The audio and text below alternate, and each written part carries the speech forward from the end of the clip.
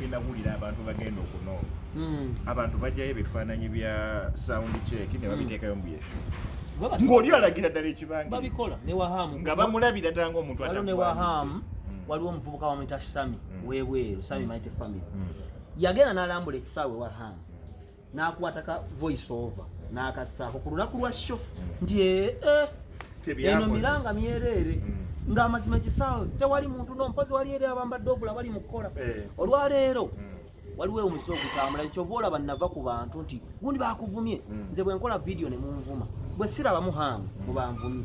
ne sirabamu wava munno ne sirabamu Bitaatuule ne sirabamu Kadaaga kuba tewali yanvumye mazima omuntu ateekateeka ati njagala nkulako okumanya abantu baloko kye nagambye Lili Puzzle nti Lili Puzzle ave mu kupromotinga ntale apromotinga eshow n'oluyimba ate Lili Puzzle alekeraawo okulaga abantu ssente abantu tebaagala muntu mugagga Alien Skin tavumanga ku Bobi Wine kasita akyusa ennyambala ne balaba nti alidde mu struggle ki olukwe kubanga struggle entuufu butanaaba kuwunya kamwa na kuzika nkwawa kati biri bye yajjirangamu okuba n'agamotoka agaliko akawinga obuwanga abali mu struggle bonna bawunya aba Sky Soldier bwegenda olaba Bobi Yanga balabika batya Bobi Yanga n'abaana nga balabika bulungi kati kankubuulire abannayuganda leero balogo olwaleero Alien Skin yabadde Canada page ne zimwewerera waliwo omuvuka bantali King ye muntu atuula mu ntebe ye n'akasimu ke n'akuba Alien Skin kubanga yabavaamu ne bagenda mu sheri nga bateekateeka naga nti kiri e Canada bannayuganda okuvaamu ate kirala okuvaamu statement efu okubavaamu baali bateeseza batya anti wulira okubavaamu Alien Skin abavaamu nedda bannayuganda baagala obeere ku level gy'oli awo singa ozambe wabaawo mutwala mu State House netuyekuba ekifaananyi musezi owemula oli kasiru wobanyiiza bakulabira nti okola tolaba nti neza studio tazirina agamba alina ennyimba nyingi ez'okurekodinga kati awo singa teryavaayo singa bamulaba bamutunuulira eze maama Nabbanja n'amuyita n'amuwa ogu ozamba aba agudde kubanga abantu baffe bakwagala oli mu mbeera ki mbi Alien Skin kati ne bamudoninja mudogo yabajja ku luguudo bambala masuuti ekyo nno kiruma ba Sky Soldier ne ba Foot Soldier kati nze bwe mba nina bizonto bya Museveni muhozi ne Hamu waliwo eyita kijanjalo kya Bobi n'emukira gwa Ngamiya n'ebirala olina eddembe okukolwagira kyokola ki nanka sa siri musiyazi oba ndi muggwagwa ate n'abasiyazi bali proud gye bali wano Julie Muteesasire omulabo ndiwe naale Museveni yampeera emyaka 10 nkola kyenteekeddwa okukola nga gwe bwakwata omusajja omukulu ng'ayimiridde mu kisaawe mulimu abantu nga bana ate bonna balalu n'omugamba nti Saalongo yalinga ali mu family meeting bakube yalinga birthday party Saalongo gye yatutwalako nedda musajja Lugo bwe yamukuba naye lwakuba kati abantu yafuna abantu bameka banaga temwagaliza okitegeera mwejjemu emitima yafuna abantu bameka mulaba Saalongo nga olw'okuba yava mukono mulaba nga atagwanidde kwe gamugira kubanga abayimbi bangi Lugogo batunulako mutunule bagamba ku Grovin ne Saalongo ani yagikuba bagamba abo owaayo shoni ku Grovin ne kati essaawa zino oba oyogera kuba kubye Lugogo ne Saalongo muteekamu kwali kulisi endowooza mu Lugogo mwalimu green screen nga abalala bambadde green kamera tekolera ensi yonna yabalaba just wakuba kati waliwo omwembe gw'okunafuya abayimbi buli avaayo gwe bakuba abantu abaali badi campaigning show ya Alien Skin beerabira nti mulimu omuntu yatadde milioni nga kikulu ng'ate oyinza nosanga wannu because oli bw'ateeka ekivulu not necessarily nti kiba kyenaalemu ntegeka ani anaaleeta abantu ne mind ya Foot Soldier ali ku ssimu ye ng'obunaku bwamuluma dda bano abagula empale ku mutembeeyi onamu akaleega akabbiri onamu nika ez'obukuubo abo tebanvuma naye lwaki olina obusungu bungi ne ba Foot Soldier ba Foot Soldier njagala bannayuganda bategeere jjo Kasuku kye yagambye Nalebo nze waliwo abansekerera ebitege Simon Palata yagamba tatya kusekerera mulema kuba naye bamusekerera alina ekibi Dr. Tina Kowa abanaku kuba mwe nakulira buli muntu yeegomba kukolagana na Museveni oli bwakulaba ne Hamu ng'anooma kuba amanyi ojjayo ki baagala obeere mu mbeera gy'olimu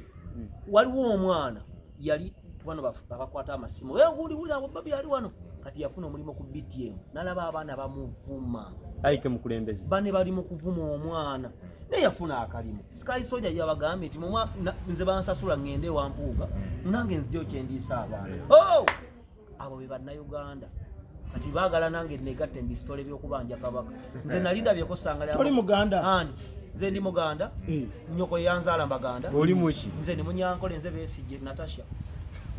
Natasha abakazi ninga malaye wali sente gyendaga gwe video ya Kabaka yafulumye jogerako Kabaka nze Kabaka bakimwogerako Kabaka alina abaana alina Jjunju alina Nkinza alina Ssanga lya Mbogo alina abakyala alina Kabaka alina Katikkiro alina abalangira mwaba banja Kabaka ne banyammwe ennyumba zigenda baku Ssanga lya Mbogo alakolako ng'afuuwa emmindi ayogera na Luzungu nze ng'ojigiriza engero simanyi nakasigirwa enkozi baale eri namuteka kajanja kati wulira mutegeke bene musaamu ekitiibwa Katikkiro musaamu ekitiibwa naye oyo nonsense Abaganda gwe bakola tewali president mulala ng'ogyeko Museveni atali serious agenda kuddamu kukkiriza bintu ebyo amaanyi ga Katonda gabeera mu kuleka muntu kukola byayagala otherwise singa wekola ekibi Katonda kuba olwi singa tetumanyi maanyi ge amaanyi ga Museveni kuleka okola nonsense naye oyo nonsense Abaganda gwe bakola okuwalampa buli muntu nemuvuma ono mwagamba Kabaka jjanjabwe atwala ebwerwe maye gatwala Kabaka waffe nengera bwafanda bamututte ti ataliwa ati luddawa bwe bamutwala emulago atwaliwe Kenya nemubuzaabuza omwo nemuvuma ono naye kyebuuzibwa kuba banja Kabaka mulimu hamu kuba banja Kabaka mulimu kiyimba Freeman bayinza okuba babanja banaku abanja Kabaka banaku waliwo omugagga abanja Kabaka kadala bya abataka abasajja abakulu sinza bayisa mu maaso kuba abantu bakulu kubagenze kunoonya abe nabo bafunye mukisa kulinnya ku nnyonyi bayinza n'okubulira eyo ogenda okulaba omutaka w'ekika ky'enkejje yakoza Sean Styles Salongo bakube abakubira eddala omukulu ng'alemedde Canada yagala kubomba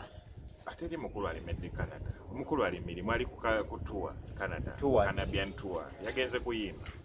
Canada yafuna abantu bameka abantu ababalira ku ngalo tosobola kudda ku guuni n'otandika okubala omu babiri basatu abeera ndani nga mwababala abeera ndani ateba video ne tuzirabanga bangi teri yabala kuba yeteyegeragera teyegeragera bagamba yabombye kati sente za anonya sente okubomba kisinziranga gwe oyagala kitwala naye n'omuntu agenze kutuwa oyagala agikubira ennaku bbiri akomewo teyagenze kutwala yali agenze kuyimba anti kati ati mu music waliwo tuwa Canadian tour nti alina okuyimba Edmonton Ottawa Toronto bikika tosobola kuyimba leero n'oyimba ekya n'oyimba ekya shows tosobola kugamba nti ogala kuyimbira wiiki nnamba n'olimba show esooka n'okomawo e Uganda kiwali oyagala ataddeyo erenkeera akomawo atalimba kusukuma nsimbi akomawo era show zonna we zigwa agenda kuba akomawo kyekimusula mulaavu generations kibi okugwa mulaavu watugamba kibanda talina laavu ekyo gwakyo ne teri atalina laavu n'ekisinza laavu ogikwata otya mu papu naye era bonna generations mubi nnyo gwe omutunula kakunyiiza kati gwakunyiiza anti mukulu generation of layer myaka gyalina emeka mukulu generation alina emyaka emeka omusajja ayagala bashuga mami nga yeyerusawo kyamutwala ebweru bwagenda anti mwe muliwo kunafuya bunafuya kati muleka generation munoomu olwokuba asinga bakazi bamwe okunyirira bwagenda kukuba maliye why generation oba omukulu kati asinga ayagala bakazi bashuga bamwe mami okunyirira omukulu kati ayagala bashuga mami eri sugar mami generation mwana muto generation sugar mami generation myaka 25 abashuga mami wakala abanyankole bakadde wawo 25 years generation 25 years babuzaala ne mwaka ki yeah 25 years generation yaba mukulu emyaka 25 tatuyagala amuyite ki byo bigambo byala gwe kati mugenda sonda ez'okwanjula omugaga bamusondera oba omukazi yagenda ziteeka bali ababiri omukolo bagumala ne baguteeka wali era mulindirire kati mugenda muyita mama fangoli mami ate mugambe mami generation comment zo ziraba mami generation yakuwa tena kiddako mami generation kyengamba comment ezibira ku gundi video zakolera ebwe yagwa onali skirt simabi no buli omu wadde okwogera kyayagala kubanga yensi gye twagala free world you can express yourself naye ate gwe kyoyogedde kikufuula ate nze kyekituufu kunze kati takyayiya osobola okwogera kyoyogedde kati nyambadde yino page osovayo nogamba eno red